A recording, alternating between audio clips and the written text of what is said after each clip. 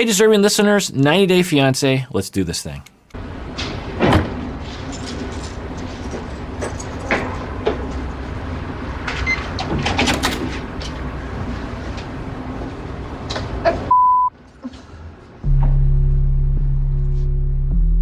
So I don't know if you caught that, and I don't know if I am interpreting it correctly, but he went through the door and then tried to close the door on her.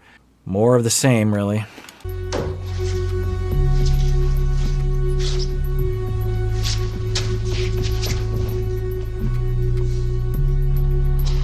I need a drink.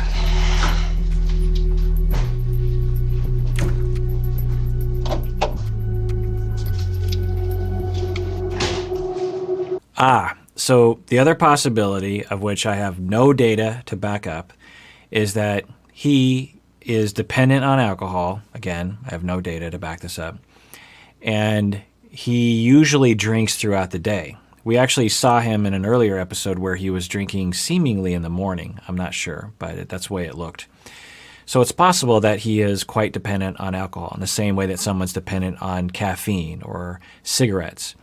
And because he's on the show and because his life is now being exposed to Yara and the world, he's trying not to drink all day long. And so it's putting him in this very, very bad mood. And you will see that happen to some people as they're trying to withstand the urge to drink. And they're also experiencing a lot of the withdrawal symptoms. And they might not even know how to deal with reality in a sober way. And so I'm guessing some of you were thinking that. And I'll add that to the list of hypotheses as well. Who knows? Who knows? But that's just something to think about. So you can't respect my opinion at all in the furniture store because I didn't want to buy the same rug as you? Like, you can't respect my opinion? Which opinion do I should respect? That I didn't like the rug that you wanted. I'm coming so far away from you. I am left in everything in my country. I am trying to do everything for you. I'm trying to fix this house. All right, so it's not starting off well. Maybe they'll eventually get there. But what he is saying is, what, you just got so angry because I didn't like the rug you liked? All right, that's not an accurate depiction of what happened. It was a whole series of things where you were making fun of her. You acted like you didn't want to be there. You were rejecting a lot of different things. And the fact that you didn't like the rug she wanted was perhaps the final straw. And for her, she's also not really summarizing her part in it well. Now, they're not helping each other out by explaining it to each other, but she's saying, what, I'm just trying to, spruce up this apartment, and you're just being a complete jerkface. Instead of saying, you know what, I've been pretty mean to you, and I called you a swamp person, and I would put down all your choices here, and maybe I went too far, and I'm sorry I did that. Instead, they're just going to what we typically will do in a fight like this. We feel like we're completely being wronged. I mean, I know y'all have been there. I've been here before, which is you're in an argument, you feel really hurt, and you have a lot of distress, whether you know it or not. And you just feel like the other person has just completely treated you just completely wrong. You're 100% right. They are 100% wrong. So it's normal that they might feel that way and that they would operate from that position. It's important to be differentiated in that moment and notice that, okay, I'm feeling like I'm 100% right. But if I look reasonably at that feeling, I will say, it's not likely that I'm 100% right. When I think back on all the other times when I thought I was 100% right, I usually later learned that I was like maybe 30% right. And so even though I feel like I'm 100% right and the other person is 100% wrong, it probably isn't true. So how do I navigate myself out of this, given the fact that I'm pretty sure that my feelings aren't necessarily a good guide right now? Let's see what they do. I did not like the rug. Look, like, I like it maybe. Maybe I like it. First you tell me like, oh, your rent apartment is for me. You move for me. It's everything for me. Then when we need to choose something, you tell me like, oh, this is my apartment. You have a place to live, don't you? Yikes, yikes, yikes, yikes. I had a glimmer of hope there as she was expressing her pain. And he looked up, you noticed that, and I thought he was agreeing with her. I thought he was like, oh, you know what? I could see that. But That must not have been what was going through his mind, because then he comes back with, "You have a place to live, don't you?" Wow. Wow. Now, there wouldn't be anything wrong with him saying, "You know what? I feel like I've put a lot of effort into this place, and you've just been, crapping all over me and this place, which hurts my feelings. And I feel like I work really hard to provide for you, and nothing ever seems good enough for you, and it just hurts my feelings." Okay, that'd be all right. But to say something from a very patriarchal, sexist, misogynistic way of, "You got a place to live, don't you, woman? Now shut up." He didn't say that, but that's the vibe it has. On your apartment, yeah? In our apartment. Okay, I know I said your apartment, but I don't see what's the big deal. It's our apartment. It's a big deal, Jovi. Okay, I made a First you're mistake. saying like that, and you're just changing your mood.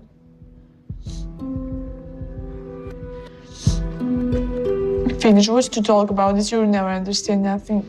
So I think, if I was to speculate, that as soon as he said, "I don't want this rug," and it was the last straw for her, and she moved away, I think he began to panic. And I think ever since that point, he's been trying to make up for it somehow in his very stunted manner. And he is trying to explain himself. And I bet you deep down, again, I've been hypothesizing, he has an ocean of emotion underneath all of that bravado that he has on the outside. And when she walked away, it added to that ocean of emotion and added a lot of terror of being rejected and being left behind. And so in his way, he's trying to make up for it.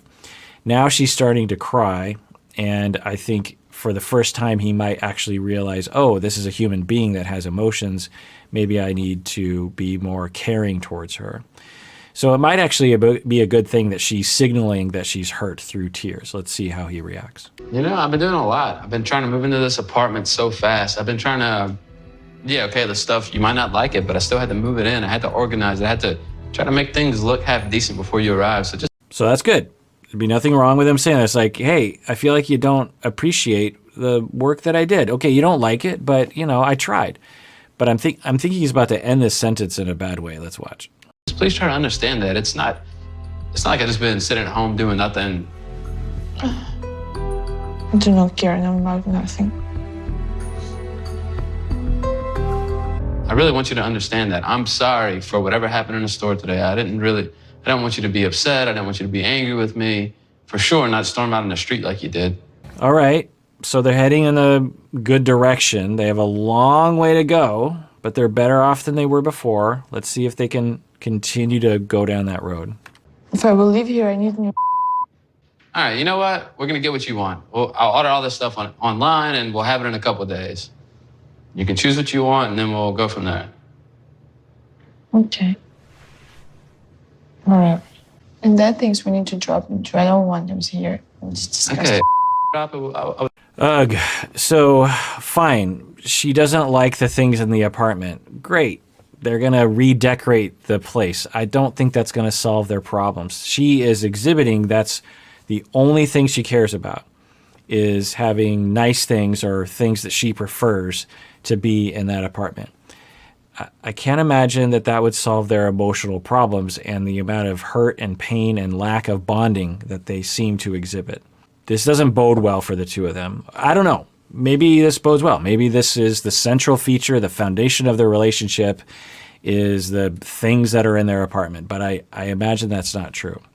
I imagine that they have a lot of worries about approval from the other person, that they have a lot of hurt that has been building up from the other person, that they have a lot of attachment insecurities that are cropping up at times. But I don't know. That's just the way I see the world. Maybe these two are outside of my normal way of conceptualizing things. Who knows? We'll watch.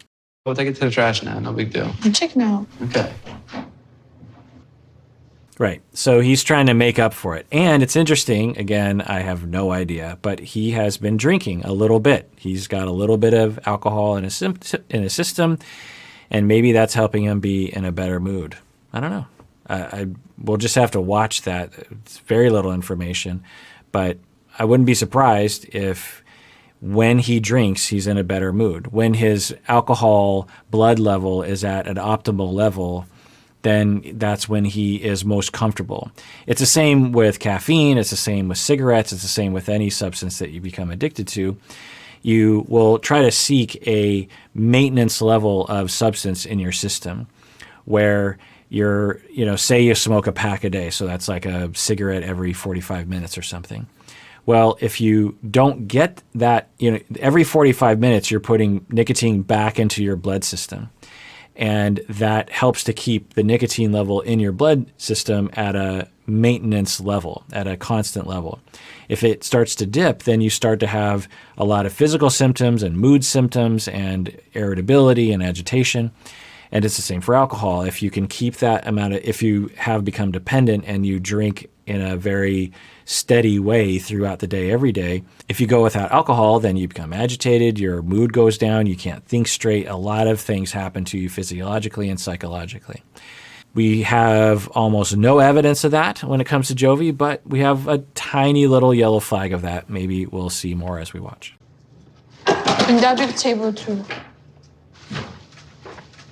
And I want to point out, as I've talked about before, that people typically will become dependent on alcohol and other substances, marijuana, heroin, and other substances, because of that ocean of emotion that is going on underneath the surface that they cannot regulate because of all the traumas they've been through and the neglect that they've been through. And when they were 15 years old, they had a beer, and for the first time, they could relax. And so they said, I want to feel this way all the time. And so they just set out to drink all the time. And it starts to compound problems. They have emotional development issues because they're always intoxicated and they don't know how to deal with their emotions when they're sober, and they have a hard time when they're intoxicated as well.